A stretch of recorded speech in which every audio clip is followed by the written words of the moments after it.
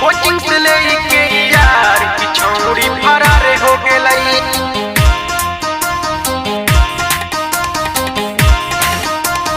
ले गया पढ़े ले लेल कई इज्जत खड़े, जहाँ ले गया पढ़े ले लेल कई इज्जत खड़े। सुना न नया समाचार छौड़ी फरार हो गेलई।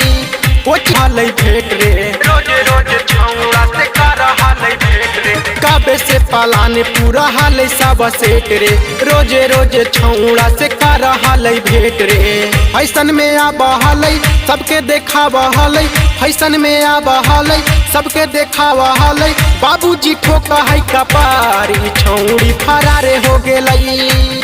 कॉलेज से लेके यार छौड़ी फरार हो गेलई। माथा तो फेल भेलै गुड्डू के जेल भेलै, माथा तो फेल भेलै गुड्डू के जेल भेलै। हो गेलै जिंदगी बेकारी छौड़ी फरार हो गेलई। कोचिंग से लेके यार छौड़ी फरार हो गेलई। कॉलेज से लेके यार छौड़ी फरार हो गेलई। सब नाश करके छोड़ देलकै।